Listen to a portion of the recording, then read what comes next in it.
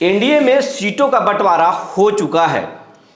BJP 17 सीटों पर लड़ेगी, जेडीयू 16 सीटों पर लड़ेगी, लोजपा रामविलास को 5 सीट दिया गया है, वहीं उपेंद्र कुशवाहा को 1 सीट काराकाट मिला है और हम के खाते में गया सीट गया है जहां से जीतन राम मांझी चुनाव लड़ेंगे।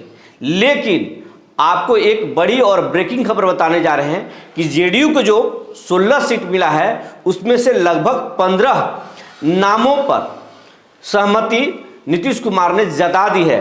15 नामों पर ग्रीन सिग्नल दे दिया है और 15 उम्मीदवारों को क्षेत्र में जाने की बात कह दिया गया है।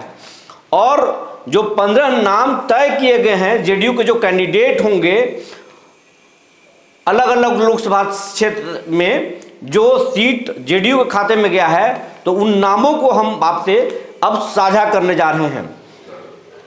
शिवहर सीट से लवली आनंद चुनाव लड़ेंगी। ये इस सीट पर पहले बीजेपी का कब्जा था, वहां से सांसद थे रमा देवी, लेकिन रमा देवी को बेटिकट कर दिया गया। ये सीट बीजेपी ने जेडीयू को दे दिया और अब जेडीयू जो है वो लवली आनंद को टिकट दिया है और लवली आनंद कल ही जेडीयू में शामिल हुई है और सदस्यता ली है और जानकारी के अनुसार लवली आनंद जो है वो शिवहर के लिए निकल भी गई हैं। अब हम बात करें सिवान की, तो जो सिवान की जो सांसद थी जेडीयू की कविता सिंह, उनको लगभग बेटिकट कर दिया गया है और जेडीयू अब वहां से अपना कैंडिडेट जो बनाया है वो है रमेश सिंह कुशवाहा। रमेश सिंह कुशवाहा वो हैं जो माले के नेता रहे हैं और इस बार उन्हें वहां से उम्मीदवार बनाया जा रहा है। आपको बताते चले अब कविता सिंह लगभग जो है वो बेटिकट होंगी। इसमें अब चमत्कार हो जाए अंतिम दौर में तो इसे इनकार नहीं किया जा सकता है, क्योंकि टिकट सिंबल मिलने से पहले अगर नीतीश कुमार मान जाते हैं तो अलग बात है। लेकिन अभी तक की जो सूचना है उसके अनुसार कविता सिंह बेटिकट हो चुकी हैं और रमेश सिंह कुशवाहा को हरी झंडी नीतीश कुमार की ओर से, पार्टी की ओर से दे दिया गया है। या आप क्षेत्र में जाइए।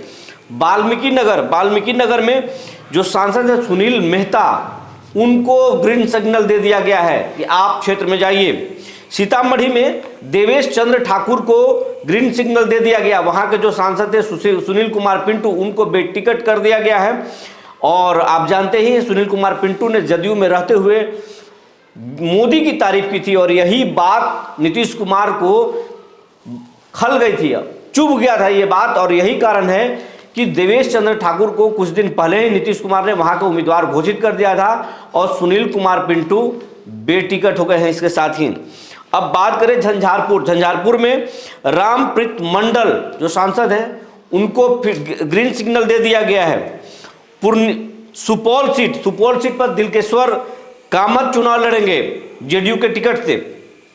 पूर्णिया में जो सांसद हैं संतोष कुशवाहा वहां से चुनाव लड़ेंगे और तीसरी बार वो भाग आजमाएंगे। कटिहार की अगर बात करें तो कटिहार में दुलारचंद यादव हैं जो दूसरी बार किस्मत आजमाएंगे। किशनगंज सीट पर पिछली बार जेडीयू हार गई थी और जेडीयू नहीं चाहती थी चुनाव लड़ना किशनगंज से, लेकिन बीजेपी ने जेडीयू को टिकट दिया है वहां से कि आप उनके खाते में दे दिया कि आप वहां से चुनाव लड़िए। तो किशनगंज में इस बार जेडीयू मास्टर मुजाहिद आलम को, जो पूर्व एमएलए रहे हैं, उनको अपना कैंडिडेट बनाएगी और इनको ग्रीन सिग्नल भी दे दिया गया है लगभग। अब मधेपुरा जो लालू यादव का गढ़ है, यादवों का गढ़ है मधेपुरा, जिस तरीके से औरंगाबाद को चित्तौड़गढ़ कहा जाता है, राजपूतों का गढ़ है, उस सीट पर आज तक राजपूत ही प्रतिनिधित्व लोकसभा में करते आए हैं। इसी तरीके से है वो मधेपुरा, वो यादवों का जो गढ़ है। मधेपुरा में अगर बात करें तो मधेपुरा में फिर से दिनेश चंद्र यादव जो हैं वो चुनाव लड़ेंगे, उनको फिर से ग्रीन सिग्नल दे दिया गया है, वो दोबारा फिर से चुनाव लड़ेंगे। अगर गोपालगंज की बात करें तो गोपालगंज में डॉक्टर आलोक सुमन चुनाव लड़ेंगे, उनको ग्रीन सिग्नल दे दिया गया है जेडीयू की तरफ से। भागलपुर में अजय मंडल को ग्रीन सिग्नल दिया गया कि आप क्षेत्र में निकल जाइए, उनका चुनाव लड़ना भी जेडीयू की तरफ से पक्का हो गया है। अगर भागलपुर में ये बीजेपी के खाते में नहीं गया, जेडीयू ने उस सीट को ले लिया है। अगर भागलपुर जाता तो भागलपुर में जो बीजेपी की तरफ से थे वो शहनवाज हुसैन कैंडिडेट होते, लेकिन बीजेपी में ये सीट नहीं गया और वो सीट चला गया जेडीयू के खाते में, और जेडीयू के खाते से अजय मंडल जो है वहां से कैंडिडेट होंगे और चुनाव लड़ेंगे। अब बात करते हैं बांका के, तो बांका में गिरधारी यादव को जेडीयू ने अपना कैंडिडेट बनाया है और गिरधारी यादव वहां से चुनाव लड़ेंगे। मुंगेर में फिर से नीतीश के खासम खास और पूर्व राष्ट्रीय अध्यक्ष जेडीयू के ललन सिंह एक बार फिर से चुनाव मैदान में आएंगे और ताल ठोकेंगे। उनको भी नीतीश कुमार ने ग्रीन सिग्नल दे दिया है।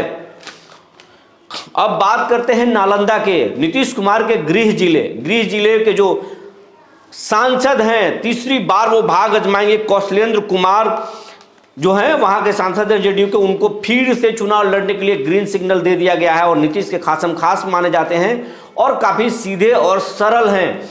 हर व्यक्ति के लिए वो सहज तरीके से, सरल तरीके से उपलब्ध होते हैं, तो उनको एक बार फिर से ग्रीन सिग्नल दे दिया है। लेकिन एक सीट है, हमने आपको 15 सीटों के बारे में बता दिया है, लेकिन अभी तक एक सीट के बारे में हमने आपको जानकारी नहीं दी है जो जेडीयू के खाते में है, सीट जहानाबाद में जेडीयू के जो सांसद हैं वो हैं चंद्रेश्वर चंद्रवंशी, लेकिन अभी उस सीट पर नीतीश कुमार ने विचार नहीं किया है। कहा जा रहा है अंदर खाने से कि चंद्रेश्वर या चंद्रवंशी को क्षेत्र में घूमने के लिए जरूर कहा गया है, लेकिन अभी उनको टिकट मिलेगा इस पर कोई विचार नहीं हुआ है।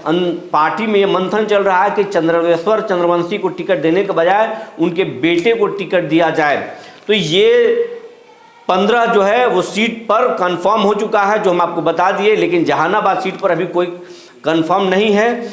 लेकिन जो हमने आपको बताया है वो अंतिम समय में सिंबल अलॉट करते समय अगर कोई चमत्कार हो जाए, किसी को अगर कोई पुरस्कार दे दिया जाए तो वो आश्चर्यजनक नहीं होगा। लेकिन जो नाम चल रहे थे हमने आपको नामों की जानकारी दे दी कि जेडीयू के यही संभवतः कैंडिडेट होंगे और उनको क्षेत्र में जाने की बात कह दिया गया है।